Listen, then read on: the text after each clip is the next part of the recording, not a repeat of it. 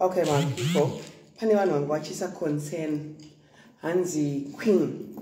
Ashumba havatukwe. Let's say this. Hatichatuke vanhu. Takura. Panofana kuwanikwa mutsauko wevanhu vanotuka nevanhu vasingatuka. Nditika hanzi Keti akatuka Ashumba. I didn't see the clip. Ndofunga clip yandatumidzirwa. Keti was just responding, and Hans Keti akatuka Ashumba. Let me just say this.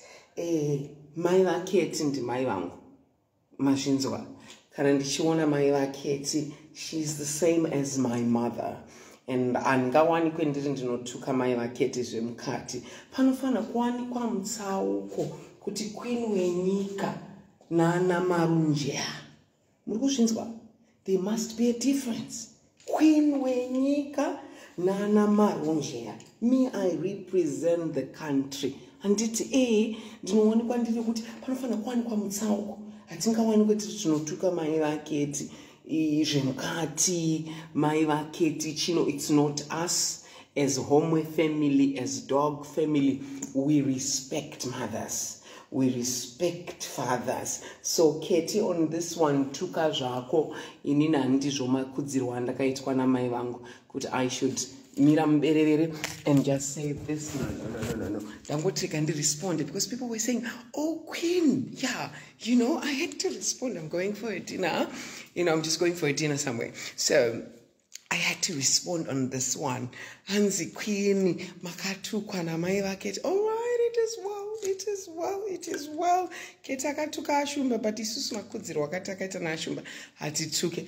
Panofana kuwanikwa mutsauko.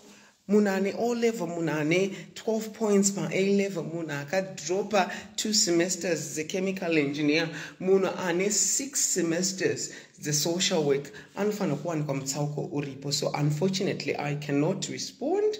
Kuti ndituke mai vaKeti isinongostika naKeti kungoti Keti ndezve kwako, it's just you. Me, I cannot. Unfortunately, I cannot. But I love you, my people. Again, ndivonotanga neFriday. Ndofunga ndikamwira togona zvino mune problem. Amwe vanozosipota kwandiri, so vanozonga kuti chiri. It's kind of queen hair. That's queen ndakapfeka dress. It's now summer in Europe. It's summer, so I'm just all in. It's just summer in Europe, that's me for you, simple and lovely, and so vana Keti dzikamai, level rangu nera Keti, you dream about this level. You dream, because I don't know, I noise.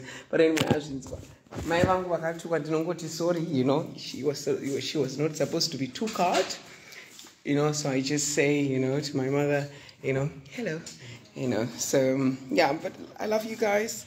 Let me just go and do what I'm doing, and I gotta catch you later. Kisses. Mwah.